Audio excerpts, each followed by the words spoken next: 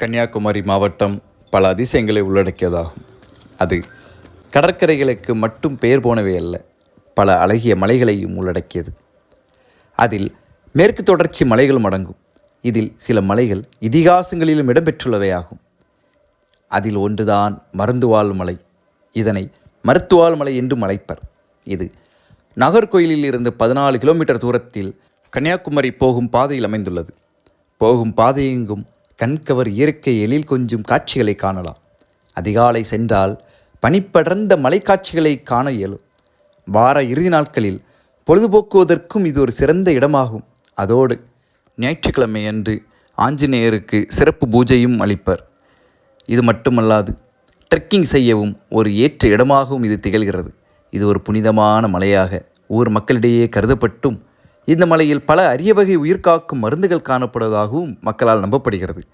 இதன் காரணமாக தான் இந்த மலைக்கு மருந்துவாள் மலை என்ற பெயரும் வந்தது.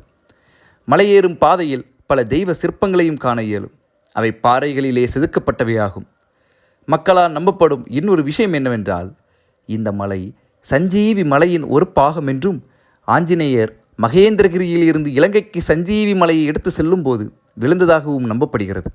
இதிலும் மருந்துவாள் மலை ஒரு அதிசயம் என்றே சொல்ல வேண்டும். ஏனென்றால் நீங்கள் மேலே முன்னேறி செல்ல செல்ல உடல் சோர்வாகும். இருப்பினும் அந்த எழில் கொஞ்சம் அழகை காணும்போது மனம் புத்துணர்வடைந்து சக்தி கொடுக்கும். அத்தனை வல்லமை வாய்ந்தது.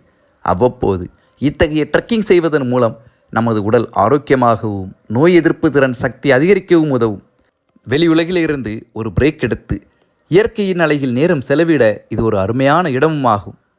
இந்த மலையின் அடிவாரத்தில் மட்டுமே உங்களால் படிக்கற்களை பார்க்க முடியும். அதன்பின் பாறைகளின் மேலும் மணல் பாதைகளின் மீதும் தான் செல்ல வேண்டும். மேலே செல்ல செல்ல அருகில் இருக்கும் கடற்கரையை காண கண்களுக்கு குளிர்ச்சி கிடைக்கும். 13ஆம் நூற்றாண்டில் சமஸ்கிருதத்தில் எழுதப்பட்ட ஸ்ரீபாத ஸ்ரீவல்ல பச்சரித்த மாத்திரம் எனும் புத்தகத்தில் மருந்துவாள் மலை குறித்த குறிப்பு படமும் பெற்றுள்ளது என்பதும் குறிப்பிடத்தக்கதாகும். மலை உச்சியில் பிள்ளைத்தடம் குகையும் அமைந்துள்ளது. இங்குதான் குரு நாராயணா பல ஆண்டுகளாக தவம் செய்ததாகவும் நம்பப்படுகிறது. இங்கு அகஸ்திய குகை என்று இன்னொரு குகையும் உள்ளது. இந்த 2 குகைகள் போக போக ஒரு சிறிய ஆஞ்சநேயர் கோயிலும் மலை உச்சியில் காணப்படுகிறதாகும். மருந்துவாள் மலையில் சிவா, அகஸ்தியா, ராமா, சீதா, ஹனுமான், பாலர், தேவாந்திரன், பிரம்மா மற்றும் காளிதாசன் ஆகிய 9 தீர்த்தனைகள் உள்ளன. கன்னியாகுமரி மாவட்டத்தின் இயற்கை வளங்களில் ஒன்றான வரலாற்று சிறப்புமிக்க மருந்துவாள் மலையை நம் வாழ்வில் ஒரு முறையேனும் கண்டு ரசித்து மனம் குளிர வேண்டும்.